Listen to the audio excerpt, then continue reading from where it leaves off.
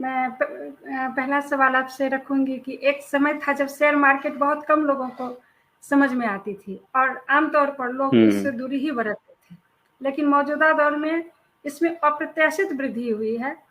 आप हमारे दर्शकों को बताएं कि ये शेयर मार्केट क्या है और ये कैसे काम करती है, साथ ही इससे जुड़े जोखिम और सावधानियों के बारे में भी आप बताएं। मैं उन विषयों को छूना ज्यादा, मेरी आवाज आ रही है ना? जी जी। हाँ, उन विषयों को स्पर्श करना ज्यादा पसंद करूंगा जो एक सामान्य आदमी समझ सके, भारत का सामान्य नागरिक समझ सके, जिसको अर्थशास्त्र का ज्ञान बहुत डिटेल हो या ना भी हो तो भी वो समझ सके। ऐसे बातों को मैं रखने की कोशिश करूंगा। जब तक शेयर मार्केट में कंप्यूटर नहीं हुआ था, यानी डिजिटलाइज नहीं हुआ था, तब तक कई बातें हुई, कई प्रकार की चर्चाएं हुई और समस्याएं भी आई इन्वेस्टर्स के साथ। और उनमें जो प्रसिद्ध ऐसी घटनाएं घटी उनकी चर्चा मैं नहीं करूंगा, क्योंकि वो विषय में जाने से हमारा समय अधिक लगेगा। किंतु अब जब डिजिटलाइज हो गई है सारी चीजें और सब कुछ पारदर्शी है, और तब तब उन दिनों से जैसी संस्थाएं भी नहीं हुआ करती थी और काफी कुछ लेजर मतलब रजिस्टर में ही हुआ करता था, ब्रोकर्स के ऊपर ही इन्वेस्टर्स का सब कुछ लगभग रहता था। तो वो जमाना अलग था। तब जो चीजें हो गई वो अलग। धीरे धीरे अनुभव के आधार पर बहुत सारी चीजें इवॉल्व की गई है, बहुत सारी व्यवस्थाएं लाई गई है। तो आज लगभग लगभग सब कुछ पारदर्शी है और securities and exchange board of India SEBI जो है वो धीरे धीरे और भी चीजों को ट्रांसपेरेंट करने का प्रयत्न उसके अधिकारी और सब सिस्टम मिलकर कर रहे हैं। तो मैं एक आग्रह सबको करूंगा कि थोड़ा सा बैकग्राउंड में जाते हुए वापस आऊंगा यहाँ, कि हम जो आजकल इन्वेस्टमेंट करते हैं, मैं उनकी बात कर रहा हूँ। उनकी बात नहीं कर रहा हूँ जो 100 करोड़ 200 करोड़ 1000 करोड़ में खेलते हैं। मैं उनकी बात कर रहा हूँ जो साधारण आमदनी करते हैं, 5000 10,000 15,000 20,000 महीने में कमाते हैं और थोड़ी थोड़ी सेविंग करके बेचारे अपने भविष्य के सपने उन पैसों के आधार पे बुनते हैं, आगे बढ़ने की चेष्टा करते हैं। तो वो क्या करते हैं, उनके पास कोई ना कोई इंश्योरेंस वाली कंपनी का एजेंट पहुंच जाता है और वो उनको कहता है साहब आप मान लो मर गए, पहले मरने से ही शुरू करते हैं वो, और जिंदगी के साथ और जिंदगी के बाद वाली बात करते हैं। तो ना वो जिंदगी के साथ वाला सपना पूरा कर पाते हैं ना जिंदगी के बाद वाला सपना पूरा कर पाते हैं। और बेचारे करते क्या है, इंश्योरेंस कंपनियों से इन्वेस्टर हमेशा ठगा जाता है। मैं इंश्योरेंस के खिलाफ नहीं हूं, लेकिन सचेत कर रहा हूं। कोई भी इंश्योरेंस कंपनी आपको इंश्योर्ड करने के बदले में यदि वो रिटर्न करता है, जैसे बहुत सारे इंश्योरेंस में तो रिटर्न ही नहीं है, और कोर्ट्स में जो केसेस जाते हैं तो मेरे बहुत सारे वकील मित्र हैं, उनसे चर्चाएं होती है, जुडिशरी में भी कुछ जगह उठना बैठना हमारा रहता है। तो उन जजेस का कहना है, जो डिसीजंस आते हैं एक्सीडेंट्स के बाद और ऐसी घटनाओं के बाद, तो व्हीकल इंश्योरेंस और बाकी सब इंश्योरेंस जो होता है उसमें जजेस का कहना है कि भैया तुम तो हजारों 1000 10,000 में एक आध का पेमेंट करते हो, बाकी सबका पैसा तो वैसे ही डकार जाते हो, तुम्हें तो कुछ करना धरना पड़ता नहीं, तुम तो रिटर्न ही नहीं करते हो, रिटर्न करने का सिस्टम ही नहीं है। तो कम से कम जो घटनाएं हुई है 10,000 में एक आध, उसको तो बढ़िया पेमेंट करो, उनको तो अच्छा कंपेंसेशन करो। अब मैं यहाँ से आगे आता हूँ, जो लाइफ इंश्योरेंस की बात करते हैं जिसमें रिटर्न मिलता है, उनका औसत रिटर्न 1.5% 2% 2.5% है एनुअल, इससे ज्यादा नहीं है। मतलब आप जो अगर अगर अपने सेविंग अकाउंट में पैसा रखते और मरने के डर उनकी जो इंश्योरेंस कंपनी दे रही है उससे बेटर रिटर्न 15 साल 20 साल में आपको आपका सेविंग अकाउंट दे जाता, क्योंकि यहां आपको 4% 4.5%, कोई कोई बैंक थोड़ा ज्यादा भी दे देता है, तो यहां उससे बेटर रिटर्न आपको मिलता। आप उसको रोटेट कर सकते थे, कहीं और लगा, आप एफडी में जाते तो उससे बेटर रिटर्न मिलता, रेकरिंग में उससे ज्यादा रिटर्न मिलता। और अगर आप थोड़ी बुद्धिमत्ता करते तो म्यूचुअल फंड में चले जाते, तो म्यूचुअल फंड में एवरेज रिटर्न 10% 15% 20%, कभी कभी कुछ खास स्कीम्स में कुछ खास जो उसके फंड होते उसमें ज्यादा भी होता है। लेकिन मैं कहता हूं इनसे ज्यादा म्यूचुअल फंड और बाकी सबसे ज्यादा अच्छा इन्वेस्टमेंट का क्या प्लेटफॉर्म है। मैं किसी को सलाह नहीं दे रहा हूं, मैं केवल एक चर्चा के रूप में बात रख रहा हूं। मैं आपको ये नहीं कह रहा हूं कि आप वहां इन्वेस्टमेंट करिए, मैं वो क्लेम नहीं कर रहा हूं, क्योंकि सेबी कहती है कि आप एक्सपर्ट बन के किसी का पैसा मत लगवा दीजिए। तो मैं उन सब कानूनी विषयों को ध्यान में रखते हुए आपको ये सावधान कर रहा हूं, तो कि आप मेरी बातों को अपने आप जज करें, स्वयं उस पर चिंतन करें, फिर आगे बढ़ें। आप ये ना कहें कि मुरारी शुक्ला ने कहा और मैंने पैसा लगा दिया। तो मैं आपको पैसा लगाने के लिए नहीं कह रहा हूं, केवल एक चर्चा कर रहा हूं। तो आमतौर पर लोग कहते हैं कि जमीन में इन्वेस्टमेंट करने से जो लैंड है और फ्लैट्स है, प्रॉपर्टी में इन्वेस्ट करना दुनिया का सबसे प्रॉफिटेबल वेंचर माना जाता है, और इसी के बराबर पैरेलल गोल्ड में इन्वेस्टमेंट करना भी एक अच्छा इन्वेस्टमेंट का फील्ड माना जाता है। लेकिन वॉरेन बफेट ने कहा, वॉरेन बफेट दुनिया का सबसे ब्राइट इन्वेस्टर है, उन्होंने इन्वेस्टमेंट करके ही, इक्विटीज में इन्वेस्टमेंट करके, और दुनिया के सर्वश्रेष्ठ सबसे बड़े अमीरों में अपना नाम लिखाया।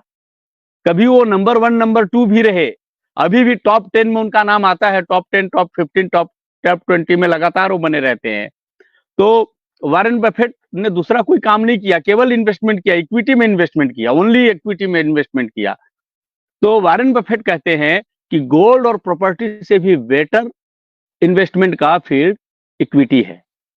अब सवाल उठता है कि इक्विटी क्या है। तो इक्विटी, शेयर मार्केट में इन्वेस्टमेंट के बहुत सारे तरीके हैं। मैं उन सब तरीकों के लिए आपको मना कर रहा हूं कि प्लीज आप उन चीजों की तरफ मत जाइए। मैं एक डिस्क्लेमर आपको दिखाना चाहता हूं, स्क्रीन थोड़ा इनलार्ज हो पाएगा कि नहीं ये देखिएगा आप, शायद वो स्क्रीन से स्क्रीन की चमक आ रही है। मैं इसका स्क्रीनशॉट भेजूं क्या, आप डिस्प्ले कर पाओगे? मैं स्क्रीनशॉट भेजता हूं इसका। ये सेबी ने सारे ट्रेडिंग प्लेटफॉर्म्स को कहा है कि आप इसको मैंडेटरी करके दिखाइए। जो भी इन्वेस्टर आपके पास डीमैट अकाउंट खोलता है तो आपको जरूरी है ये दिखाना। सेबी का ये आया है, उसमें उन्होंने साफ साफ कहा है कि 10 में से 9 इन्वेस्टर फ्यूचर और ऑप्शन में यदि जाते हैं तो वो घाटे में ही रहते हैं, वो डूबते हैं, उनका ये कहना है।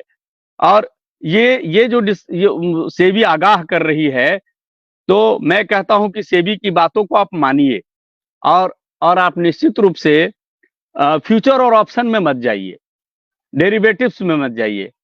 तो मैं ये स्क्रीनशॉट आपको भेज रहा हूं, आप इसको अगर डिस्प्ले कर पाएंगे अपने एंड से तो बड़ा अच्छा रहेगा।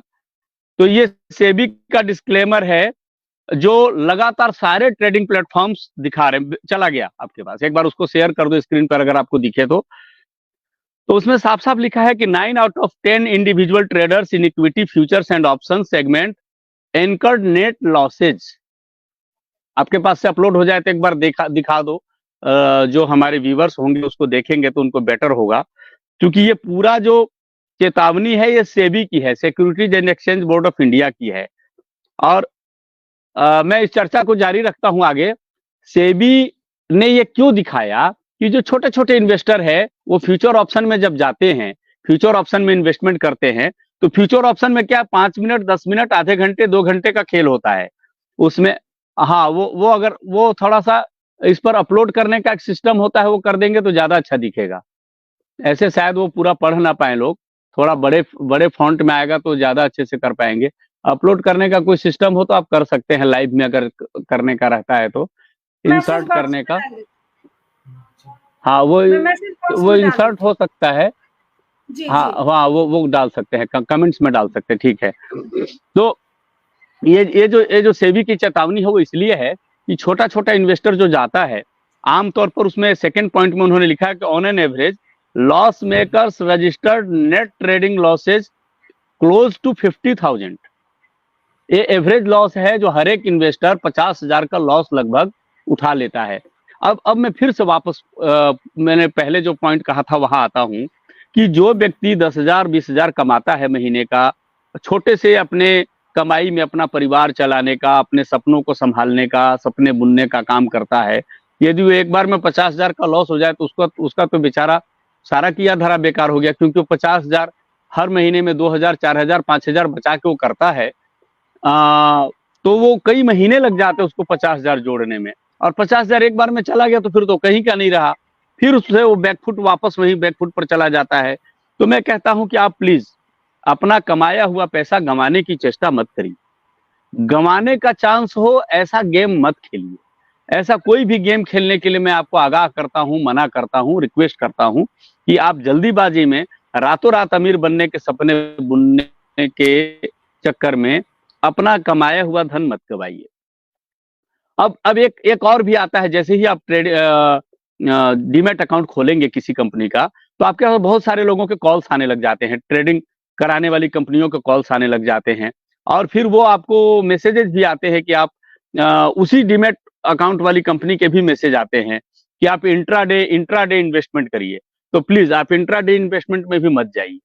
फ्यूचर ऑप्शन को डेरिवेटिव्स भी कहते हैं, आप उसमें भी मत जाइए। आप केवल और केवल इक्विटी में इन्वेस्ट करिए। इक्विटी एक सेक्शन है जो सबसे बड़ा ट्रेडिंग सेक्शन माना जाता है। उसमें आप रातों रात अमीर नहीं बनते, लेकिन अगर आप धीरज रखते हैं, कभी कभी होता है कि कई जो रेटिंग कंपनियां हैं, फोरकास्ट करने वाली कंपनियां हैं, वो कई बार रेटिंग करती हैं कि ये जो कंपनी है इसका शेयर इतने प्राइस तक जाएगा, ऐसे बहुत सारे अनाउंस करती हैं कंपनियां। तो कई बार होता है कि वो ऑन एन एवरेज उस लिमिट तक जाती भी है कंपनी, क्योंकि उनकी अपनी समझ है, उन कंपनियों के बिजनेस का वो ट्रेंड रीड कर रहे होते हैं। कंपनी में जो प्रमोटर्स है, जो शेयर होल्डर्स है, वो उन्होंने अभी इन्वेस्टमेंट किया है, तो जो बड़े इन्वेस्टर्स होते हैं वो थोड़ा लंबे समय के लिए गेम खेलते हैं, लंबे समय तक इन्वेस्ट रखते हैं। छोटा इन्वेस्टर कम प्रॉफिट में भी निकल जाने की कोशिश करता है कि हम थोड़ा सा प्रॉफिट बुक कर लें, हमारा मोमेंटम बना रहे, कॉन्फिडेंस बना रहे। तो जब तक बड़ी कंपनियां पड़ी रहती हैं तो शेयर्स की कीमत बढ़ती रहती है। तो उसलिए वैसे बहुत सारे बेसिक्स के आधार पर वो करते हैं। कंपनी का अपना जो बिजनेस है वो किस हालत में चल रहा है, उसका जिस सेक्टर में बिजनेस है उसकी डिमांड क्या है। अब जैसे एनर्जी सेक्टर की अगर कंपनी होगी, पावर प्लांट की वाली कंपनी होगी, तो उनके बिजली की सप्लाई पीक जो गर्मी होती है उसमें बढ़ जाती है, क्योंकि सबके घरों में चलता है उस समय, और एकदम ठंडा होता है तब बढ़ जाता है पावर का सप्लाई, क्योंकि उस समय सब लोग हीटर्स चलाते हैं, ब्लोअर्स चलाते हैं, सब लोग हीटिंग के लिए कुछ ना कुछ घर में अपना प्रयास करते हैं। पानी गर्म करने के भी गीजर्स चलते हैं, रॉड्स लगाते हैं, बहुत सारा जो भी तरीका जिसके बस में जैसा होता है, तो उस समय पावर की जरूरत बढ़ जाती है। तो स्वाभाविक है कि पावर की कंपनियों का व्यापार ऐसे पीक सीजन्स में बढ़ता है। किसानों की खेती का के कारण जो जिनके पास बोरिंग होता है, वहां पंप सेट्स लगाते हैं इलेक्ट्रिक वाले, तो मोटर्स लगाते हैं, उनके कारण से भी खेती का जो पीक सीजन होता है उसमें भी पावर की जरूरत बढ़ती है, लेकिन वो रूरल एरिया में बढ़ती है, वो अर्बन एरिया में उसकी जरूरत नहीं होती है। तो आमतौर पर ऐसे समय में पावर सेक्टर्स के शेयर्स के बढ़ने के चांस रहते हैं, लेकिन हर बार ऐसा नहीं रहता। कई बार मार्केट भी अपने हिसाब से अप डाउन होता रहता है, उसमें भी कंपनियों के व्यापार अपने प्रभावित होते हैं, तो शेयर्स के भी रेट प्रभावित होते रहते हैं। तो अब जैसे 2022 में पावर सेक्टर की कंपनियों के शेयर्स नीचे थे, बहुत डाउन हुए थे, लेकिन 23 के आधा 23 गुजरते ही पावर सेक्टर की कंपनियों का पहले से फोरकास्ट लोग कर रहे थे कि 2023 के में पावर सेक्टर की कंपनियां बूम करेंगी, लेकिन जून के आसपास आते आते पावर सेक्टर की कंपनियों के शेयर्स की कीमतें ऊपर गई और अभी तक भी ऊपर जा रही है। तो कहने का मतलब यह है कि ऐसे ट्रेंड्स को पढ़ना पड़ता है। बहुत सारे दे रहे होते हैं, बहुत सारे उसके प्लेटफॉर्म्स हैं, वेबसाइट्स हैं, बहुत सारे लोग ट्विटर पे भी इस तरह के फोरकास्ट करते हैं, कई लोग फेसबुक और व्हाट्सएप ग्रुप पर भी ऐसे शेयर्स करते हैं। तो कई लोग पेड करते हैं, कई लोग अनपेड भी बिना पेमेंट सुझाव देते हैं। तो आप बुद्धिमत्ता पर निर्भर करता है कि आप किस स्रोत से जानकारी लेते हैं, कहाँ से जानकारियां लेते हैं, वो जानकारियां रिलायबल है कि नहीं है, वो थोड़ा समझने की जरूरत है। नहीं तो कई बार ऐसे भी लोग होते हैं कि वो बल्क में कहीं अपने कर चुके होते हैं, फिर वो आपकी कंपनी से पैसा लगा से शेयर का मूल्य से इन्वेस्टमेंट करा के वो करवाते हैं। तो उसमें क्या होता है कि जो कॉमन इन्वेस्टर उनके कहने से, उनके कहे में आ जाता है, वो बेचारा धोखे में पड़ जाता है। और ऐसे बड़े लोग जो इन्वेस्टर्स हैं, जो लगा के बैठे होते हैं, और वो जितना पैसा कमाएंगे उसका एक छोटा सा अमाउंट एक कॉल सेंटर चला करके लोगों को फोन करके बरगलाने में खर्च कर देते हैं। तो ऐसे सब चीटिंग से सावधान भी रहने की आवश्यकता है। लेकिन मेरा जो अनुभव है कि आप अच्छा शेयर सेलेक्ट करते हैं, बढ़िया शेयर सेलेक्ट करते हैं, तो उसमें अच्छी कमाई होने का चांस रहता है। जैसे मैं कुछ उदाहरण दे रहा हूं अपने पास्ट के, जो मैंने पीछे किया है वो केवल उदाहरण आपको दे रहा हूं। मैं ये नहीं कह रहा हूं कि आप मेरी बातों को माने, आप आइडिया ले सकते हैं मेरी बातों से, केवल इतना ही कहने की कोशिश कर रहा हूं। जैसे मैंने अडानी पावर एक कंपनी है, अडानी बड़ी चर्चित रहते हैं आजकल, अरविंद केजरीवाल और बहुत सारे लोग अडानी का नाम लेते हैं, राहुल गांधी इत्यादि। तो अडानी की एक कंपनी है अडानी पावर, वो एक बार डूब रही थी, बहुत नीचे जा रही थी। बहुत नीचे जाते जाते जब अडानी पावर 132 रुपए तक उसका शेयर चला गया, तब मैंने उसमें पैसा लगाया। उस समय मैंने उसमें पैसा लगाया और धीरे धीरे धीरे धीरे तब कोई भी सारे लोग बेच के निकल रहे थे उसमें से, मैंने उस समय उसमें पैसा लगाया और बाद में वो कंपनी मुझे लगभग 3 गुना देकर गई। 132 पर मैंने लगाया और 505 रुपए पर मैंने उसको बेचा। अभी वो 560-65 रुपए पर ट्रेड कर रहा है। तो कहने का मतलब है कि आप अच्छी कंपनी चुनिए, उसके बेसिक्स मजबूत हों, उसको थोड़ा समझने की कोशिश करिए। वॉरेन बफेट भी कहते थे कि बहुत अच्छी कंपनी चुनिए, लेकिन उस कंपनी का जब रेट हाई हो, शेयर का रेट हाई हो, तब मत उसमें पैसा लगाइए। जब उसको वेट करिए, वाच करते रहिए रेगुलर। जब वो थोड़ा सा नीचे आए, क्योंकि कोई भी कंपनी एकदम से स्ट्रेट वे में ऐसे नहीं बढ़ती, स्ट्रेट वे में कोई भी कंपनी इस तरीके से नहीं बढ़ती ऊपर, वो अप डाउन ऐसे ऐसे करते हुए बढ़ती है। कभी उसके शेयर्स का मूल्य बढ़ेगा, कभी घटेगा, क्योंकि जैसे आप खरीद रहे हैं वैसे दूसरे लोग खरीदते हैं। जिस समय ज्यादा लोग खरीदारी करते हैं तो शेयर का मूल्य बढ़ता है, और जिस समय ज्यादा लोग अपना प्रॉफिट बुकिंग करने लगते हैं, शेयर्स बेचने लगते हैं, उस समय उस कंपनी के शेयर्स का मूल्य डाउन होता है। तो जिस समय कंपनी के शेयर्स का मूल्य डाउन हो, वो आप मौके की ताक में रहिए, उसको रीड करते रहिए, स्टडी करते रहिए, प्रतिदिन करते, थोड़ा सा सब्र रखना पड़ेगा। और जिस समय उसके शेयर्स का मूल्य डाउन हो उस समय आप खरीदिए। और जैसे में बैंकरप्सी है उस समय खरीदिए। मेरा ये नहीं कहना है कंपनी बैंकरप्ट हो गई, डूब रही है, तब खरीदने मत जाइए, लेकिन वैसे कॉमन बाजार के प्रभाव के कारण से वो अप डाउन हो रही है। पेटीएम के साथ संकट आया हुआ है, पेटीएम जो कंपनी है वो संकट में आई हुई है। तो जो वाइज इन्वेस्टर्स है, वो जिनको मार्केट की स्टडी है कि हाँ पेटीएम डूबेगी नहीं, पेटीएम का जो पेमेंट बैंक का मामला था वो केवल प्रॉब्लम में आया है, तो कई लोग उसमें इन्वेस्टमेंट कर रहे हैं। जैसे मैंने भी थोड़ा इन्वेस्टमेंट किया हुआ है, मैं आपको सजेस्ट नहीं कर रहा हूं आप इन्वेस्ट करिए, लेकिन जिस समय पेटीएम का सब कुछ सेटल हो गया और वो बाजार पकड़ने लग गया, वो थोड़ा अप आने लग गया, उसके शेयर्स के मूल्य ऊपर गए। कभी वो 1600-1700 पर हुआ करता था, अभी वो 400 के आसपास है, 424-25 के आसपास है। तो कभी भी वो ऊपर चढ़ने लग गया तो 800 पर भी गया तो आपको डबल दे जाएगा। हाँ, मैं ये नहीं कह रहा हूं कि आप पेटीएम में पैसा लगाओ, मैं समझने के लिए एग्जाम्पल बता रहा हूं आपको। तो ऐसे कोई भी कंपनी, जैसे बहुत अच्छी कंपनी आप चुनिए। मैंने टाटा मोटर्स में एक समय में पैसा लगाया था, तो टाटा मोटर्स में मैंने जब पैसा लगाया तो उस समय उसकी कीमत 300 कुछ रुपए था, मतलब 400 के आसपास का एवरेज मेरा उसके शेयर्स का था। शुरुआत में मैंने महंगा खरीदा हुआ था, बाद में उसका कीमत नीचे आया तो एवरेज मेरा 400 के आसपास था। आज टाटा मोटर्स का जो शेयर है वो लगभग मेरा डबल से भी अधिक पर चला गया है, लेकिन लोगों का फोरकास्ट है कि वो 1000 तक जाएगा, उसका मूल्य 1000 के आसपास तक जाएगा। तो मैं वेट कर रहा हूँ, 900 प्लस पर उसका रेट है, 933-34 के आसपास पर रेट है, अभी ट्रेड कर रहा है। तो मैं 1000 तक का वेट कर रहा हूँ, 1000 क्रॉस करेगा मैं उसको बेच के निकल जाऊंगा, तो मेरा लगभग 2.5 गुना के आसपास उसमें प्रॉफिट हो जाएगा। ऐसे मैंने कई कंपनियों में जस्ट डबल कर करके बेचा है। मैं कुछ कंपनियों के नाम केवल मैंने अपने अनुभव शेयर कर रहा हूं, आपको सजेशन नहीं दे रहा हूं, आपको समझने के लिए एक बात रख रहा हूं कि अब जैसे मैंने रिलायंस पावर को कोई खरीद नहीं रहा था, रिलायंस पावर का शेयर बहुत नीचे आया हुआ था, तब मैंने बहुत सस्ते में रिलायंस पावर को खरीदा था। मेरा जस्ट डबल हुआ, मैंने डबल होने के बाद प्रॉफिट बुक कर लिया, मेरा पैसा उसमें डबल हो गया। और कितने दिन रहा, तो मेरा 1 साल उसमें पैसा रहा। अडानी पावर में भी मात्र 1 साल मेरा पैसा रहा, 1 साल में डबल हो गया। तो डबल का मतलब 100%। 100% ग्रोथ आपको कोई भी इन्वेस्टमेंट का सेक्टर नहीं देगा। आप कहीं भी बिना पे अच्छा, इक्विटी में इन्वेस्टमेंट का एक बड़ा अच्छा है कि आप 1 रुपया भी लगा सकते हैं, आप 50 पैसा भी लगा सकते हैं, किसी कंपनी का 1 शेयर भी खरीद सकते हैं। जैसे आपको गोल्ड खरीदना है तो उसमें एक लिमिट है कि आप इतना इतना ग्राम खरीदेंगे तो ही ट्रेड कर सकते हैं गोल्ड ट्रेडिंग में, या मेटल्स की ट्रेडिंग में, या कहीं बल्क ट्रेडिंग करते हैं या इंट्राडे करते हैं तो उसमें एक बल्क खरीदना पड़ता है। लेकिन इक्विटी में सबसे बड़ी बात है कि किसी कंपनी का शेयर अगर 50 पैसे का है तो आप 50 पैसा ही केवल लगाकर छोड़ सकते हैं।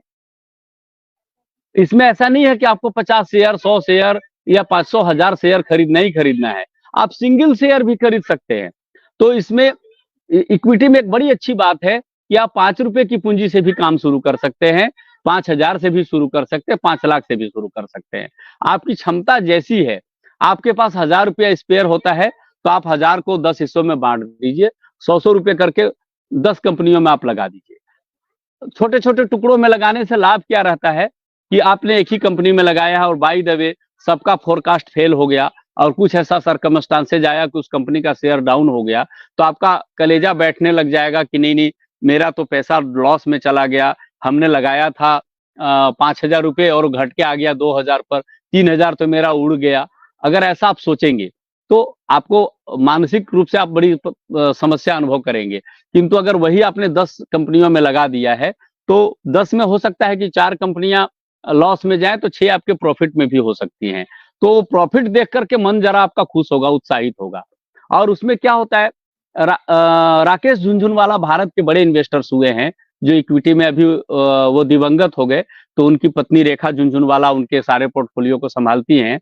लोगों ने उनकी स्टोरी जो हम लोगों ने पढ़ी है तो उन्होंने कर्जा लेकर के ब्याज पर पैसा उठाकर शेयर मार्केट में इन्वेस्टमेंट आरंभ किया था। और टाइटन कंपनी में उन्होंने मेजर इन्वेस्टमेंट किया हुआ था। टाइटन का शेयर का मूल्य जब गिरा तो बेचारे बड़े परेशान हो गए थे, लेकिन उन्होंने उस समय पैसे को छोड़ दिया और एक समय के बाद जब टाइटन अप में आया तो उनके जीवन की परिस्थितियां एकदम से बदल गई।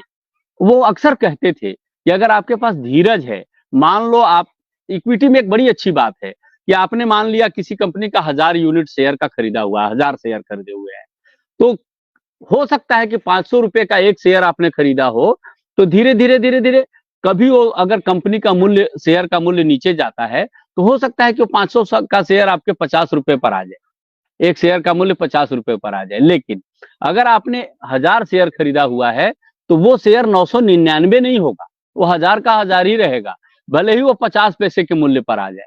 लेकिन अगर आप धीरज रखेंगे और कभी भी 2 साल 3 साल, साल भर 2 साल 3 साल में वो कंपनी ग्रोथ पे आती है तो धीरे धीरे वो 500 के प्लस भी जाती है। तो राकेश झुनझुनवाला के साथ भी ऐसे ही हुआ था। उस कंपनी का शेयर का मूल्य नीचे आया और बाद में जब टाइटन ग्रो करने लग गई, टाइटन के शेयर्स का कंपनी का व्यापार बढ़ने लग गया और शेयर प्राइस भी अप करने लग गया, तो राकेश झुनझुनवाला को उसी कंपनी ने राजा बना दिया। तो मेरा ये नहीं कहना कि आप टाइटन में पैसा लगाओ, आप अच्छी कंपनी चुनिए, बढ़िया कंपनी चुनिए और उसके शेयर के प्राइस नीचे आने का वेट करिए। जब नीचे आए तब उसमें अपने क्षमता के हिसाब से पैसा लगाइए। मेरा एक और सुझाव है कि अगर मान लिया कि आपने सेविंग किया है, आपके पास 10,000 रुपए है, आप 10,000 पूरा मत लगाइए, आप कुछ आधा अमाउंट बैकअप में रखिए, क्योंकि एवरेजिंग करना पड़ता है कई बार। जैसे मान लिया किसी कंपनी में हमने 300 रुपए के मूल्य का शेयर खरीदा और वो घटते घटते 100 रुपए पर आ गया, तो आप जब 200 पर आया तब भी कुछ खरीद लीजिए, 100 पर आया तब भी कुछ खरीद लीजिए, तो वो जो आपका 300 का प्राइस है वो घट के आपके 150 200 पर आ जाएगा। तो एवरेज करने के लिए बीच में कंपनी का के शेयर का मूल्य जब गिरता है तब कुछ खरीदने के लिए आपके पास बैकअप मनी होनी चाहिए। नहीं तो आप उस समय सोचेंगे अरे तो आया था नीचे लेकिन तब मेरे पास पैसे ही नहीं थे, हमने तो सारा पैसा पहले हाई प्राइस पर ही लगा दिया था। तो नहीं, आप पूरा पैसा मत लगाइए। आपके पास अगर 10,000 है तो आप 2,000 ही लगाइए, 3,000 ही लगाइए, 7,000 बचा के रखिए। वो पीछे से कभी एवरेज करने के लिए काम आएगा। तो वो एवरेजिंग वगैरह कैसे करना है थोड़ा अध्ययन करेंगे तो आपको ये सब समझ में आ जाएगा। तो टोटल पैसा कभी भी नहीं लगाना चाहिए, कुछ बैकअप अमाउंट बचा के रखना चाहिए। और इक्विटी में अगर होशियारी से समझ करके आपको समझने की क्षमता है तो आप अध्ययन करिए। जैसे मैं लगातार प्रतिदिन 10, 12, 15, 20 आर्टिकल पढ़ता हूँ, अलग अलग प्लेटफॉर्म्स पे जाके पढ़ता हूँ इक्विटी के बारे में। और इक्विटी के अलावा किसी सेगमेंट में मैं पैसा नहीं लगाता, केवल इक्विटी में इन्वेस्ट करता हूँ।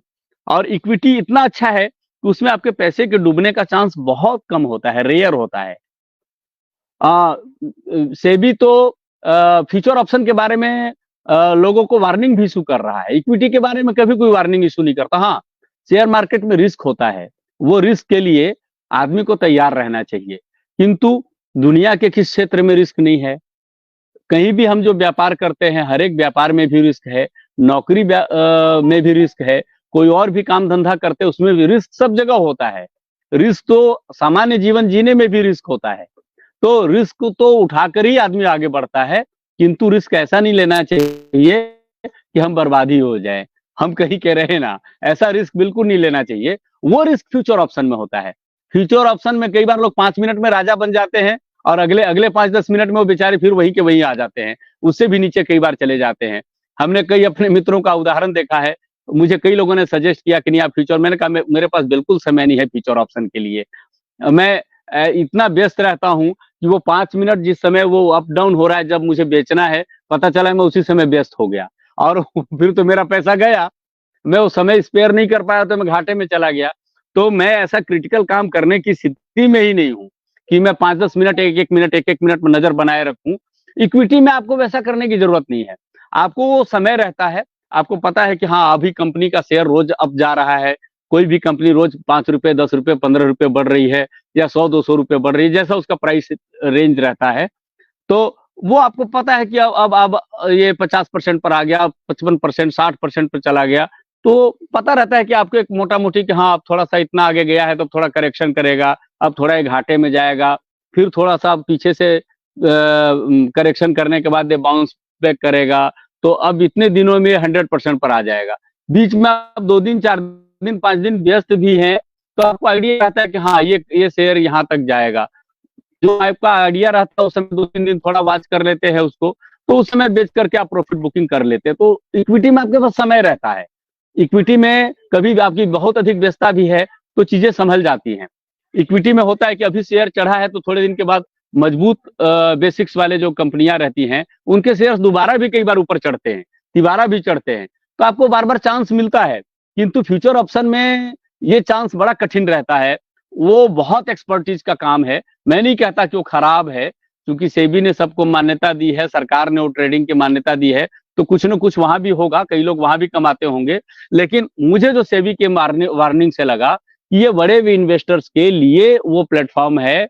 हमारे अगर आपके पास 100, 200, 500 करोड़, 1000 करोड़ का इन्वेस्टमेंट का मतलब कंडीशन नहीं है, तो आपको उस सेगमेंट को छूना नहीं चाहिए और लालच में नहीं पड़ के वहां जाना चाहिए। इक्विटी में भी थोड़ा सा अपने फंड्स को, जितना भी आपके पास फंड है, 5,000, 10,000, 20,000, उसको थोड़ा टुकड़ों में बांट बांट के 5-7-10 कंपनियों में लगाना चाहिए। मैं बताऊं कि अनुभव लेने के लिए मैंने जब शुरुआत की थी तो मैंने लगभग 115 कंपनियों में पैसे लगाए, थोड़ा थोड़ा थोड़ा थोड़ा करके लगाया और उन सब कंपनियों को स्टडी किया, समझा, समझने की कोशिश किया। धीरे धीरे फिर जिन जिन जो जो कंपनियां प्रॉफिट में आती गई, जहां मुझे रिटर्न मिलता गया, तो मैंने एक चीज ध्यान में रखा कि मुझे कंपनी में इन्वेस्टर बन के कमाना है, उस कंपनी का मालिक बनने की कोशिश नहीं करनी है। मुझे प्रॉफिट बुक करना है, मैं कमाने के लिए आया हूं, मैं वहां से प्रॉफिट बुक करने आया हूं, उस कंपनी का मालिक बनने की चेष्टा से नहीं आया हूं। तो कई बार लोग लालच में पड़ के कि अरे अब तो ये दुगना हो गया, अब 4 गुना भी हो जाएगा, अब 10 गुना भी हो जाएगा। कई बार पता चला कि ये सपना आप देख रहे होते हैं, तब तक वो कंपनी के शेयर का मूल्य धड़ाम से नीचे गिरता है और आपका जो प्रॉफिट था वो 0 पे आ जाता है। तो ऐसे लालच में नहीं पड़ना चाहिए, बीच बीच में आपको इन्वेस्टमेंट बुक मतलब प्रॉफिट बुक करते रहना चाहिए।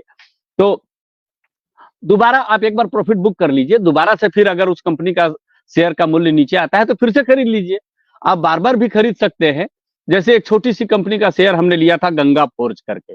गंगा फोर्ज एक कंपनी है, तो उसका शेयर हमने लिया था बहुत छोटे मूल्य पर, 3.5-4 रुपए पर खरीदा था और 9 रुपया पार हुआ, 9.5 के आसपास गया, अभी वो काफी ऊपर चला गया था, 10 को क्रॉस कर गया है, 12-15 पर आ गया था।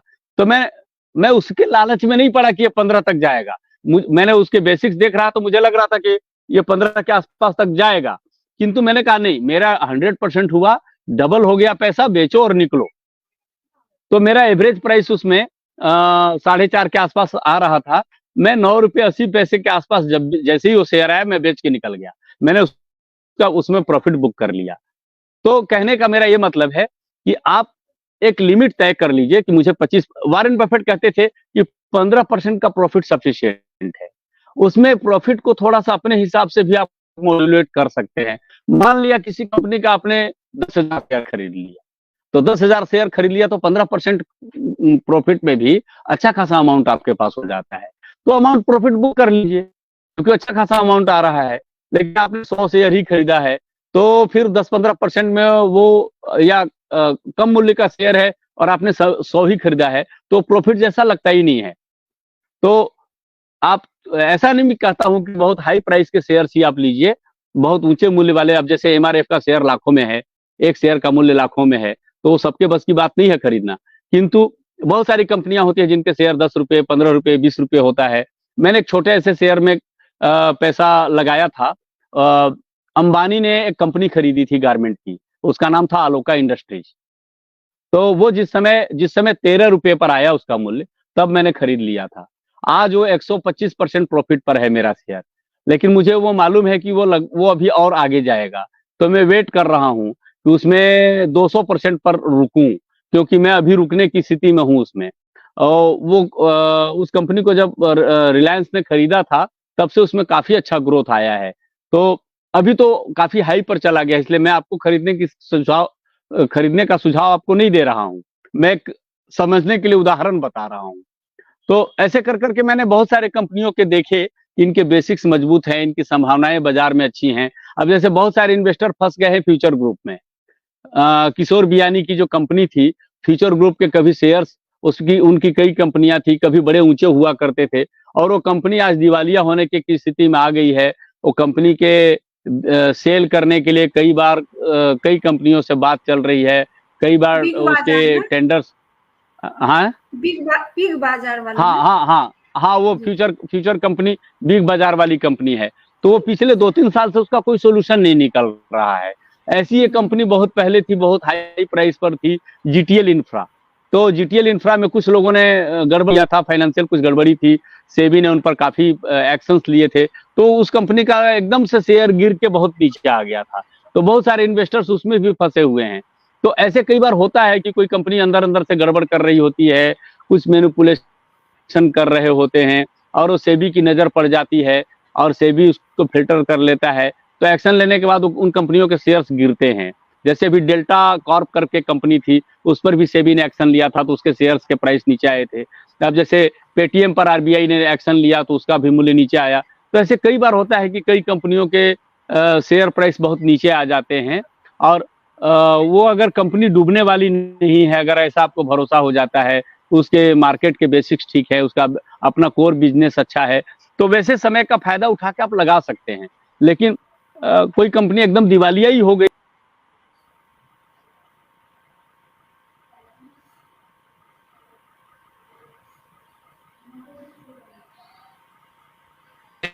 बात और वहाँ टिक करके धीरज से रह करके कमा लेंगे।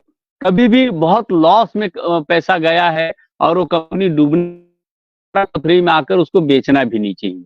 थोड़े दिन धीरज रखने से साल 2 साल से वो प्लस में आ भी जाता है। बहुत सारे कंपनियों में ऐसा हुआ है। मैंने एक कंपनी में पैसा लगाया था, जीजी इंजीनियरिंग करके कंपनी थी। अब वो जीजी इंजीनियरिंग में जैसे ही मैंने पैसा लगाया, करीब ₹15 के रेट पर मैंने खरीदा था। डूबना शुरू हुआ। डूबते वो 70 पैसे पर आ गया उसका शेयर का प्राइस। तो मुझे लगा कि अब तो मेरा पैसा चला गया, 70 से और भी नीचे चला जाएगा तो मेरे पैसे तो अब डूब ही गए। लेकिन अब देख रहा हूँ कि धीरे-धीरे मैंने उसमें और खरीदता गया जब नीचे आई और मेरा एवरेज प्राइस करीब ₹1.25 का उसका हो गया था, ₹1.25 के आस-पास का। लेकिन आजकल वो बढ़ रहा है, उस धीरे-धीरे पॉजिटिव होने लग गया उसके शेयर का मूल्य। तो मेरे पैसे उसमें 2 साल से पड़े हुए थे। अब वो प्रॉफिट में आ गया है। अब लग रहा है कि अच्छा ग्रोथ हो जाएगा। तो मेरे कहने का ये मतलब है, मैं जो कंपनियों का नाम ले रहा हूँ, उदाहरण बताने के लिए ले रहा हूँ। तो आप ऐसे करके अच्छे शेयर्स का चुनाव करके उनके बेसिक्स को पढ़ करके, उनके मार्केट में कितने प्रोमोटर्स उसमें पैसा लगाया हुआ है, उसके शेयर इन्वेस्टमेंट का पैटर्न क्या है, किन किन लोगों ने उसमें इन्वेस्टमेंट किया हुआ है, फॉरेन इन्वेस्टर्स कितने आए हैं, डोमेस्टिक इंस्टीट्यूशनल इन्वेस्टर्स का कितना पैसा लगा हुआ है, ये सब आंकड़े इंटरनेट पर मिल जाते हैं। DII FII के पैसे कितने लगे हुए हैं, प्रोमोटर्स के कितने लगे हुए हैं, ये सब आप स्टडी करिए। और कंपनी का अपना कोर बिजनेस क्या है, उसके कोर बिजनेस के ग्रोथ का पैटर्न क्या है। कभी कभी होता है कि बैंकिंग सेक्टर डाउन हो जाता है, कभी कोई सेक्टर डाउन हो जाता है, कभी मेटल का सेक्टर हो जाता है। तो जो सेक्टर डाउन है, नीचे उन कंपनियों के शेयर्स के प्राइस आए हुए हैं, उस समय खरीदिए आप, जिस समय वो डाउन होता है कोई भी सेक्टर। और जिस समय वो अप हो रहा होता है, तो उसमें बल्क में पैसा लगाने की जिनकी क्षमता होती है, वो लगाते हैं जिस समय प्राइस चढ़ रहा होता है, और 5-10 दिन में, महीने में रुक करके प्रॉफिट बुक करके निकल जाते हैं। लेकिन जिनके पास छोटा इन्वेस्टमेंट कैपेसिटी है, उनके लिए वो गेम भी इक्विटी में भी खतरनाक हो जाता है। तो इसलिए आप आराम से, धीरज से उन कंपनियों में लगाइए जहां डूबने के चांसेस कम है, जहां जिन बिजनेस पर भरोसा है कि ये नहीं डूबेंगे। जैसे बैंकिंग सेक्टर में प्राइस अप डाउन होता है, इन्वेस्टमेंट आमतौर पर प्रॉफिटेबल ही रहता है। कभी कभार होता है कि जैसे कोरोना के टाइम में बैंक सारे संकट में आ गए थे, तो कई बैंक्स का मर्जर किया था सरकार ने, कई बैंक्स को बचाने की कुछ स्पेशल कोशिश की थी। तो ऐसे काल कभी कभी आ जाते हैं, लेकिन कोरोना जैसा काल सदियों में है। म्यूचुअल फंड जो होता है क्या उसमें, जैसे एक पूछ भी रहे हैं हाँ हमारे दर्शक कि म्यूचुअल फंड में इन्वेस्ट करना सेफ है क्या? वो शेयर मार्केट का सबसे सेफर ऑप्शन है, सबसे सुरक्षित ऑप्शन है। वो इसलिए ऑप्शन सुरक्षित है कि जैसे मान लिया कि आपने SIP ली है, SIP का मतलब जो रेकरिंग में मंथली एक अमाउंट होता है जमा करने का, उसको म्यूचुअल फंड में SIP बोलते हैं। तो आपने मान लिया कि 2,000 रुपये पर मंथ आप लगा रहे हैं, 5,000 लगा रहे हैं, 10,000 लगा रहे हैं, जिसकी जैसी आमदनी है उस हिसाब से एक अमाउंट तय करके पर मंथ आप किसी भी कंपनी के एक कोई ऐसे प्लान में लगा रहे हैं, आप म्यूचुअल फंड के एक स्कीम में लगा रहे हैं। तो वो जो 2,000 का अमाउंट है, उसको कंपनी क्या करती है कि यूनिट्स में बांट देती है, और वो यूनिट्स आपके 2 यूनिट बने, 3 यूनिट बने, 4 यूनिट बने, वो एक ही कंपनी में नहीं लगाती, वो 2-3-4 कंपनियों में लगा देती है। जैसे उनके पास ऐसे बहुत सारे लोग SIP ले रहे होते हैं उन कंपनियों के पास, तो वो कई टुकड़ों में तोड़ के लगा देते हैं। और उसका क्या करते हैं,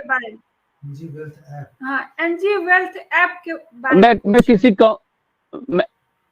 मैं किसी ऐप के बारे में नहीं बताऊंगा, वो थोड़ा आपको स्टडी करना पड़ेगा, क्योंकि वो क्या हो जाएगा कि ऐसा लगेगा कि हम किसी ऐप का, किसी कंपनी का पैरवी कर रहे हैं या प्रमोशन कर रहे हैं, वो थोड़ा ठीक नहीं रहेगा। वो क्या है कि सेबी अपने कुछ गाइडलाइंस हैं, जिसके कारण से हम लोगों को उन फील्ड्स में जाके बात करनी भी नहीं चाहिए, देश के कानूनों का पालन करना चाहिए।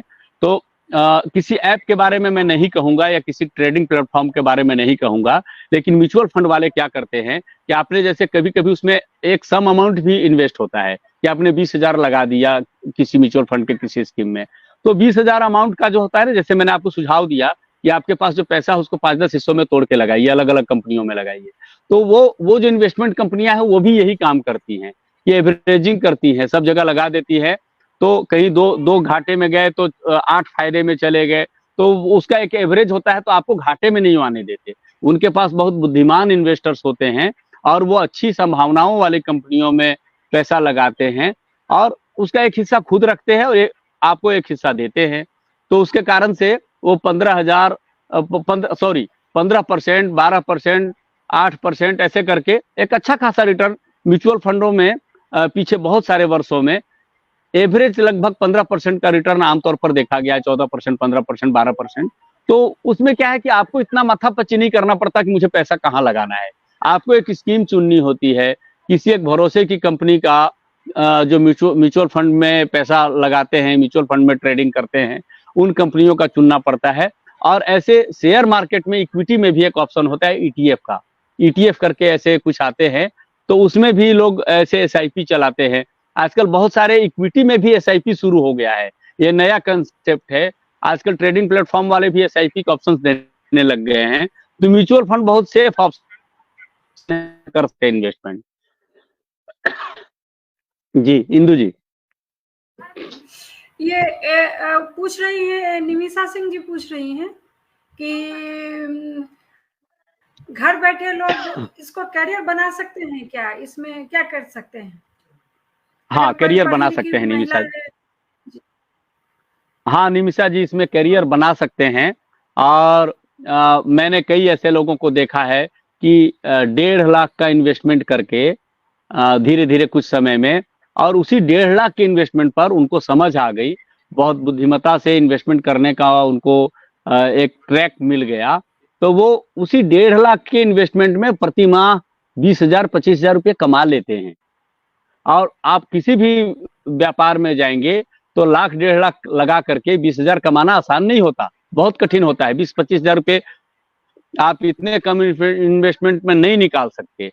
हाँ, लेकिन उसके लिए बिल्कुल रातों रात अमीर बनने के सपने देखकर मत हाथ डालिएगा, उसको समझ करके जाना चाहिए। इक्विटी में क्या है, मार्केट के ट्रेंड को समझना चाहिए, और कंपनियों में किन कंपनियों का चयन करना है उसको समझना चाहिए। कोई पहले से कर रहे हैं ट्रेडिंग और लालची ट्रेडर नहीं है। शेयर मार्केट में दो चीजें हैं, आपको लालची बहुत नहीं होना चाहिए, शॉर्ट टर्म का लालच नहीं रखना चाहिए, और दूसरा कि आपको पेशेंस रखना चाहिए। कोई शेयर, कोई कंपनी का शेयर आपने खरीदा और घाटे में चला गया, तो आप पैनिक होके मत बेचिए, आप थोड़ा धीरज रखिए, उस कंपनी के बारे में न्यूज पढ़िए, उस कंपनी के बारे में जानकारियां जुटाइए। उसके बारे में कई प्रकार की जानकारियां होती हैं। कभी अगले चर्चा में, कभी अगली बार जब हम आएंगे तो उसमें उन बातों पर हम कभी फोकस होकर चर्चा करेंगे, कुछ स्पेसिफिक बातों की चर्चा करेंगे। तो कंपनीज के, मेरा ये कहना है कि उसके बारे में स्टडी करिए, और आप इतना कंफर्म करिए कि ये कंपनी नहीं डूबेगी, ये कंपनी व्यापार अच्छा करती है और चलेगी। जैसे टाटा पर भरोसा है लोगों का, जैसे बिरला पर भरोसा है, जैसे रिलायंस पर भरोसा है लोगों का, अडानी के व्यापार पर भरोसा है लोगों का, या फिर एयरटेल पर भरोसा है लोगों का। तो ऐसे, मेरे कहने का मतलब, मैं इन कंपनियों की तारीफ नहीं कर रहा हूं, मैं इन कंपनियों का कोई प्रचार नहीं कर रहा हूं। आप भरोसा तलाशिए कि कंपनियों के नहीं डूबने का भरोसा है। आपको ये समझ में आना चाहिए कि हाँ, ये कंपनी अच्छा व्यापार कर रही है, उसका व्यापार अभी चलेगा, आगे आने वाले 5 साल 7 साल 10 साल में चलेगा। तो आप 10 साल के लिए तो नहीं जा रहे इन्वेस्टमेंट करने, क्योंकि आप लाइफ इंश्योरेंस नहीं खरीद रहे हैं। आप जो इन्वेस्टमेंट कर रहे हैं साल 2 साल 3 साल 4 साल के लिए, लेकिन आपके पास कोई ऐसा मनी है कि हाँ, कुछ लोग ऐसे इन्वेस्टमेंट करते हैं कि 15 साल के लिए लगा के छोड़ देते हैं। लेकिन आप जब करियर ऑप्शन के लिए, जैसे निमिषा जी ने कहा, करियर ऑप्शन के लिए जब आप आगे बढ़ रहे हैं, तो आपको शॉर्ट टर्म में, यानी कि 6 महीने 2 महीने 5 महीने साल भर में प्रॉफिट बुकिंग करना है। तो आप अच्छी कंपनी चुनिए, बढ़िया कंपनी को उसके लो प्राइस पर खरीदिए, हाई प्राइस पर मत खरीदिए। जैसे अभी टाटा मोटर्स का शेयर 1000 पर गया हुआ है, 930 के आसपास, 930-34 पर गया हुआ है। तो ये बहुत हाई प्राइस है उसके हिसाब से। ऐसे हाई प्राइस पर शेयर नहीं खरीदना चाहिए, लो प्राइस पर खरीदना चाहिए। जैसे टाटा स्टील के बारे में भी फोरकास्ट आया है कि 140-50 पार करेगा ये, तो या 200 के आसपास जाएगा, ऐसा फोरकास्ट लोग कर रहे हैं। कई अलग अलग लोगों के अलग अलग प्रकार के फोरकास्ट आए हैं। तो आप देखिए, टाटा पहले कभी बहुत ऊंचे प्राइस पर टाटा स्टील हुआ करता था, उन्होंने स्प्लिट किया था 10 हिस्सों में एक शेयर को, तब जाके उनका प्राइस बहुत नीचे आया था, 100 के आसपास पर वो पिछले 2 साल 2.5 साल से है। तो आप उसमें लगा करके यदि आगे बढ़ने की कोशिश करते हैं, तो ये संभावना तलाशिए कि हाँ, ये मेरे साल भर का टारगेट है, 2 साल का टारगेट है। और बढ़िया शेयर सेलेक्ट करने का फायदा ये होता है कि अगर आपने साल भर में अपना पैसा डबल कर लिया, मैंने बहुत सारे कंपनियों में ऐसा भी मेरा अनुभव रहा है कि मेरे पैसे 4 महीने में डबल हो गए, 5 महीने में डबल हो गए। कुछ ऐसी कंपनियों का संजोग से शेयर हमने सेलेक्ट कर लिया कि वो अगले 4 महीने में ही डबल दे के चला गया। तो ये एक अच्छा ऑप्शन है, अगर आप ऐसा बुद्धिमानी से सेलेक्ट कर लेते हैं तो आप बढ़िया प्रॉफिट बुक कर सकते हैं। लेकिन मैं एक बार फिर से कहता हूं डिस्क्लेमर के लिए कि मैंने जिन भी कंपनियों का नाम लिया है उनमें पैसा लगाने के लिए आपको सलाह नहीं दिया है। मैंने केवल आपको समझने के लिए उदाहरण के रूप में उन कंपनियों का नाम लिया है। मेरे सुझाव से आप पैसा मत लगाइएगा। एक बात समझने के लिए हमने उदाहरण कई कंपनियों का हमें देना पड़ा, उनका नाम लेना पड़ा। ना हम किसी के प्रोमोटर है और ना ही मैं आपको सुझाव दे रहा हूं कि आप वहां पैसा लगाइए। आप अपनी बुद्धिमत्ता का उपयोग करिए, स्वयं जज करिए, स्वयं अध्ययन करिए और इन्वेस्टमेंट करिए। लेकिन मैं फिर से दोहरा रहा हूं कि आप फ्यूचर ऑप्शन, डेरिवेटिव्स में मत जाइए, आप इंट्राडे ट्रेडिंग में मत जाइए और कहीं से लोन लेकर इन्वेस्टमेंट करने की कोशिश मत करिए। आपके पास जो अपनी सेविंग है, अपनी सेविंग का भी 20% 25% ही केवल लगाइए, बाकी पैसा बचा कर रखिए। क्योंकि पैसा जो आदमी सेव करता है वो भविष्य की जरूरतों के लिए करता है। भविष्य के कोई संकट है, समस्या है, रोग है, बीमारी है, बच्चों की पढ़ाई, विवाह, घर बनाना, ऐसे कारणों के से पैसा जमा करता है। तो आप टोटल इन्वेस्टमेंट करके कहीं संकट में आ जाएंगे तो उसमें तनावग्रस्त हो जाने की संभावना रहती है। तो आपके पास अगर एक सम अमाउंट कुछ भी जो सेविंग किया हुआ है उसका 20%, 25%, 30% लगाइए, बाकी पैसा बैकअप में आप रखिए या उसके लिए स्पेयर करिए कि हाँ इतना इतना पैसे से मैं इसमें इन्वेस्टमेंट करता हूं या करती हूं, शुरू करता हूं। तो ऐसे करके करिए। आप टोटल सम अमाउंट लगा करके आप सब कुछ दांव पर लगाने वाली स्थिति मत क्रिएट करिए, मेरा ये सुझाव है। पर जी अब जैसे अब दर्शक तो ये भी जानना चाहेंगे ना कि वो शेयर मार्केट में कहाँ पे इन्वेस्ट करें, ये भी तो उनको जानकारी नहीं है। जो हमारे जैसे लोग हैं उनको शेयर मार्केट के बारे में कोई जानकारी नहीं है, लेकिन वो इंटरेस्ट नहीं। देखिए मैं एक बात, हाँ जी जी जी आप कंप्लीट करिए, इंदु जी कंप्लीट करिए। वो इच्छुक है कि वो कहाँ पे वो पैसा इन्वेस्ट करें, तो ये सही जानकारी भी तो मिलनी चाहिए ना लोगों को। देखिए यदि आपके पास ठीक ठाक अमाउंट है इन्वेस्ट करने के लिए तो अभी डिफेंस सेक्टर भारत का ग्रो कर रहा है। डिफेंस सेक्टर में भारत बहुत तेजी से आगे आ रहा है। बहुत सारी कंपनियां डिफेंस मैन्युफैक्चरिंग में आगे आ रही। तो आप डिफेंस के कुछ अच्छे शेयर्स सेलेक्ट कर सकते हैं। कुछ बहुत ऊंचे दाम वाले शेयर्स हैं तो उसमें वही लगा सकते हैं जिनके पास बहुत मोटी रकम हो। लेकिन छोटे प्राइस वाले भी, डिफेंस में बहुत सारी चीजें बनती हैं, जैसे बुलेट प्रूफ जो जैकेट बनता है उसमें कुछ कुछ बहुत ज्यादा बड़ी टेक्नोलॉजी नहीं होती है। एक मेटल का सीट बीच में लगता है, एक उसकी खास मोटाई तय होती है कि इतना मोटा मेटल का सीट होगा तो उसमें गोली बुलेट प्रवेश नहीं करेगा।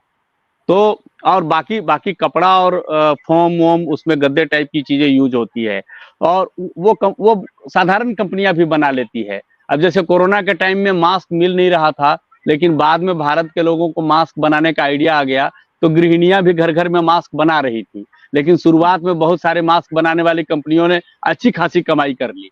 तो वो मौके की तलाश करनी पड़ती है कि भैया अभी इस चीज की जरूरत है और ये नीड अभी बढ़ने वाला है, ये व्यापार अभी चलने वाला है। तो इसी क्राइटेरिया के आधार पर कंपनियों का सिलेक्शन करना पड़ता है। तो आप देखिए डिफेंस एक अच्छा सेक्टर है। अब जैसे अभी आप ऐसे समझिए न्यूज से कैसे शेयर्स को सेलेक्ट किया जाता है। अभी मोदी जी ने आज घोषणा की है कि 543 रेलवे स्टेशन को रिनोवेट करेंगे, पूरे देश भर में सेलेक्ट करके 543 रेलवे स्टेशन को मॉडल बनाएंगे। तो आप इसमें अब सोचना शुरू करिए। मैं आपको सोचने का एक प्लॉट दे रहा हूं कि जब रेलवे स्टेशन को रिनोवेट किया जाएगा, उनको मॉडल रेलवे स्टेशन में डेवलप किया जाएगा, एयरपोर्ट्स जैसी फैसिलिटी वहां क्रिएट की जाएगी, तो क्या लगेगा वहां? तो वहां सीमेंट लगेगा, वहां सीमेंट का खर्चा होगा। 543 रेलवे स्टेशन में काम चलेगा तो सीमेंट की डिमांड बढ़ेगी। तो आप सीमेंट के सेक्टर्स को जा सकते हैं। वहां रॉड्स लगेंगे, लोहे के रॉड्स लगेंगे। शेड्स बनता है तो शेड बनाने में लोहे के बीम लगते हैं, ऊपर भी लोहे के उस पर चादरें लगती है और वो ऊपर जो बनाते हैं प्लेटफॉर्म पे शेड बनाते हैं उसमें भी पूरा लोहे का यूज होता है। तो इसका मतलब क्या है कि स्टील सेक्टर की कंपनियां ग्रो करेंगी, उसका फर्क वहां जाएगा। और फिर रेलवे किस स्टील की कंपनी से डील करता है साइन, तो उस स्टील की कंपनी का ग्रोथ खासकर होगा। और रेलवे में जो कंपनियां निर्माण में इन्वॉल्व रहती हैं तो वो रेलवे की वो कंपनियां भी ग्रो करेंगी। तो अब जैसे आईआरसीटीसी से जुड़ी हुई जितनी कंपनियां थी पिछले साल बहुत लो प्राइस पर थी, लेकिन एक साल में वो कंपनियां लगभग 2 गुना, 2.5 गुना, 3 गुना पर चली गई। क्योंकि रेलवे में जो कंस्ट्रक्शन का काम है लगातार मोदी गवर्नमेंट के आने के बाद से ट्रैक्स का काम, इलेक्ट्रिफिकेशन का काम, ओवरब्रिज बनाने का काम और अंडरपास बनाने का काम, ये सब लगातार चल रहा है और लगातार उसके लोकार्पण भी हो रहे हैं। तो उन कंपनियों को काफी ग्रोथ मिला, काफी बिजनेस मिला, क्योंकि काम हो रहा है यानी बिजनेस मिल रहा है। तो आप ऐसे पढ़िए।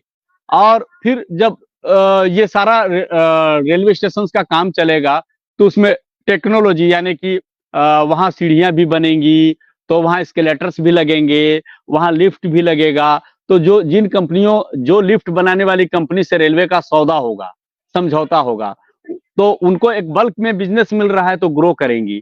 अब जैसे अभी इलेक्ट्रॉनिक व्हीकल्स का मार्केट बढ़ रहा है, इलेक्ट्रॉनिक ओला ने जैसे उस समय स्कूटर्स बनाए थे, तो ओला के शेयर का रेट बढ़ा था उस समय, उसको नया बिजनेस मिला। तो ऐसे करके आप सेलेक्ट करिए। आप जो बजट में घोषणाएं होती है, सरकार की घोषणाएं होती है, जो नए न्यूज आते हैं, तो उसमें से देखिए कि अब इनके साथ ऐसा, अब जैसे सॉफ्टवेयर की कंपनी के साथ कभी किसी ने डील किया तो वो सॉफ्टवेयर की कंपनी का रेट बढ़ जाता है। अभी जैसे आप लगातार न्यूज सुन रहे हैं कि रशिया से भारत तेल खरीद रहा है और भारत की रिफाइनरियों में उसको रिफाइन करके, कच्चे तेल को रिफाइन करके, और यूरोपियन कंट्रीज को भारत लगातार तेल बेच रहा है। तो Bharat Saudi Arabia, UAE, Iraq, Iran जैसे देशों से ज्यादा तेल बेचने वाला देश बन गया। तो अब इसमें क्या, इसमें से आपको शेयर अपना इन्वेस्टमेंट का तरीका निकालना है कि यानी कि पेट्रोलियम का काम कौन कर रही है, तो इंडियन ऑयल होगी, gas authority of India limited होगी, क्योंकि ये पेट्रोलियम से ही जुड़ा गैस का भी काम है। तो इसमें ओएनजीसी होगी, हिंदुस्तान पेट्रोलियम होगा, भारत पेट्रोलियम होगा। अब कौन कौन सी कंपनियों की कितनी रिफाइनरियां हैं, थोड़ा स्टडी कर लीजिए। भारत में रिफाइनरी बाकी देशों की तुलना में बहुत ज्यादा है, क्योंकि हम खरीदार देश थे, तो हम कच्चा तेल ही खरीदते थे, कच्चा तेल सस्ता पड़ता है।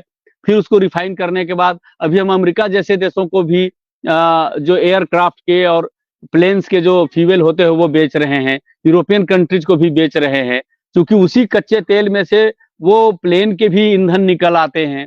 तो कहने का मतलब है उसी कच्चे तेल में से डीजल पेट्रोल दोनों निकल जाते हैं। तो उसमें कई प्रकार की चीजें एक साथ निकलती हैं। तो वो सब सेक्टर्स क्या जो ग्रोथ है वो इन पेट्रोलियम की कंपनियों को जा रहा है। इसलिए इंडियन ऑयल के बारे में कई लोगों ने फोरकास्ट किया है, ओएनजीसी के बारे में, इंडियन ऑयल के बारे में, गेल के बारे में, इन कंपनियों के शेयर प्राइस आने वाले 1 वर्ष 1.5 साल में दोगुना हो जाएंगे। मेरा फोरकास्ट नहीं है, कई लोगों ने किया है, वो मैंने पढ़ा है, जो आपसे साझा कर रहा हूं। तो ऐसे कई लोगों ने कहा है। तो आप जुडिशियस होकर, समझ करके, थोड़ा धीरज से उन सेक्टर को सेलेक्ट कर सकते हैं। जैसे एक डिफेंस है, एक ऑयल का भी चल रहा है, क्योंकि रशिया का तेल, रशिया का एक साथी बनकर भारत उभरा है, और भारत ने साथी बनकर, एक बात है, भारत ने इस अवसर का लाभ उठाया है। भारत सरकार में बैठे हुए लोगों ने बड़ी बुद्धिमत्ता से रशिया के तेल का व्यापारिक सदुपयोग किया है, अपने व्यापार में सदुपयोग किया है। उससे भारत की पेट्रोलियम कंपनियां हमेशा कर्जे में रहती थी, अब वो प्रॉफिट में आ गई हैं, और इसलिए सरकारी कंपनियों के शेयर हमेशा डूबते हुए दिखते थे, आज बूम कर रहे हैं। तो आप शेयर मार्केट में जाएंगे तो एकदम इकोनॉमी की असलियत वहां आपको दिखेगी, इकोनॉमी का जो असली इंपैक्ट है वहां दिखेगा। अब एक बात और कहता हूं कि जैसे ही मार्केट, अभी हम पांचवें नंबर की अर्थव्यवस्था है, भविष्य में तीसरे नंबर की अर्थव्यवस्था बनने का टारगेट लिया है सरकार ने। तो जैसे ही आप तीसरी इकोनॉमी बनने की ओर बढ़ेंगे, तो धीरे धीरे धीरे धीरे जो सेक्टर्स का ग्रोथ उसमें इन्वॉल्व होगा, जहां हम, अब जैसे आज मोदी जी ने टेक्सटाइल की कंपनियों का एक सम्मेलन था, उसमें भाषण दिया है, उसमें कई घोषणाएं की है कि टेक्सटाइल्स में कभी हम लीडिंग प्लेयर हुआ करते थे, कभी हम दुनिया के सारे लोगों को कपड़ा पहनाते थे। आज बांग्लादेश जैसे छोटे देश भी, ये मोदी जी ने नहीं बोला है, ये मैं जोड़ रहा हूं, कि बांग्लादेश जैसे छोटे देश भी हमसे टेक्सटाइल के मामले में बीच में इनके मनमोहन सिंह की सरकार के टाइम में आगे निकल गए थे। हम टेक्सटाइल में दूसरे नंबर पर आ गए थे, बांग्लादेश नंबर 1 पर आ गया था। और तो स्वाभाविक है कि टेक्सटाइल में हम लीड करते रहे, दुनिया में सदियों से हम लीडिंग प्लेयर रहे हैं, और भविष्य में भी हम लीडिंग प्लेयर के बने रहने के लिए कोशिश कर रहे हैं, उस दिशा में प्रयत्न कर रहे हैं। तो टेक्सटाइल की जो अच्छी कंपनियां होंगी, अच्छे बेसिक्स वाली कंपनियां होंगी, उनको हम चुन सकते हैं, क्योंकि सरकार का उस पर फोकस है। सरकार का फोकस इसलिए है कि वो सेक्टर हमें हमेशा अच्छा रिटर्न देता आया है, और भारत के कपड़े की गुणवत्ता बहुत अच्छी होती है, उसका डिमांड पूरी दुनिया में है। कभी मलमल के कपड़े ढाका तब भारत में हुआ करता था, तब बांग्लादेश नहीं बना था, तो ढाका का मलमल दुनिया में फेमस था, यूरोप में उसका बड़ा हेवी डिमांड हुआ करता था और हमारे ढाका के मलमल बंदरगाहों से ही बिक जाया करते थे, बाजार में ले जाने की हमें जरूरत ही नहीं पड़ती थी। तो हमारे कपड़े इतनी दुनिया में फेमस हुआ करते थे।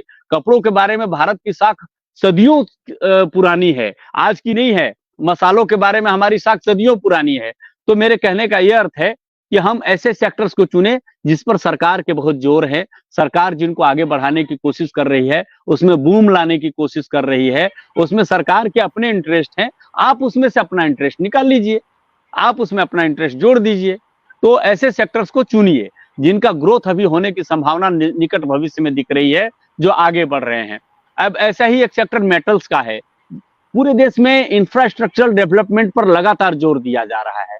तो इंफ्रास्ट्रक्चर डेवलपमेंट होगा, कहीं भी कंस्ट्रक्शन होगा, चाहे स्कूल की बिल्डिंग बने, चाहे हॉस्पिटल्स बने, चाहे कॉलेजेस बने, यूनिवर्सिटीज बने, तो ये बिल्डिंग्स बनेंगी तो उसमें क्या खर्च होगा? तो सीमेंट खर्च होगा, उसमें जो कंस्ट्रक्शन में व्हीकल्स यूज होते हैं वो यूज होंगे, तो व्हीकल्स बनाने वाली, सप्लाई करने वाली कंपनियों के शेयर के रेट भी बढ़ेंगे। सीमेंट की जिन सीमेंट की कंपनियों से उन कंस्ट्रक्शन में लगी हुई कंपनियों का डील होगा, उनके प्राइस भी बढ़ेंगे।